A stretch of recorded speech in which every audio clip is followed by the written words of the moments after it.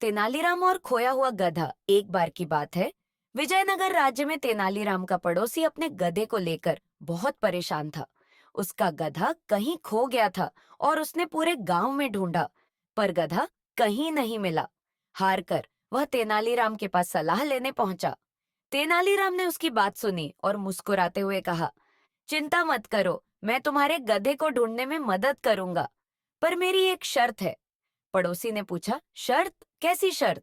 तेनालीराम ने जवाब दिया, तुम्हें पूरे गांव में जाकर ऐलान करना होगा कि जिसने भी तुम्हारे गधे को ढूंढा उसे 10 सोने के सिक्के इनाम में मिलेंगे।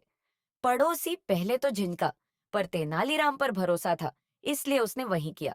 उसने पूरे गांव में घूम घूम कर ऐलान कर दिया कि गधा ढूंढने वाले को इनाम मिलेगा। रात होते ही पड़ोसी के घर के दरवाजे पर खटखट हुई। उसने दरवाजा खोला तो देखा कि एक आदमी उसके गधे को रस्सी से खींचकर लाया था। वह बोला, ये रहा तुम्हारा गधा, अब मेरे 10 सोने के सिक्के दो।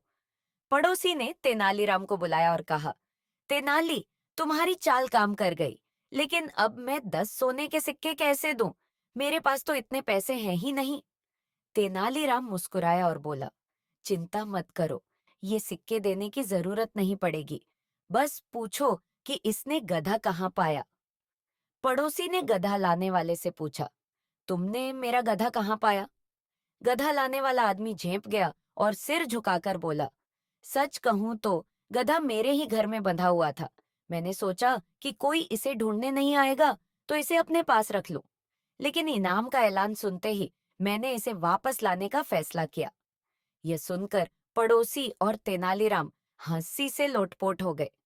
तेनालीराम ने मुस्कुराते हुए कहा, समस्या हल हो गई और तुम्हारा गधा भी मिल गया। अब अगर कुछ खो जाए तो मुझे बताना मत भूलना। शिक्षा। तेनालीराम की बुद्धिमानी ने दिखा दिया कि समस्या का हल सिर्फ दिमाग से सोचने से ही हो सकता है और ईमानदारी की हमेशा जीत होती है।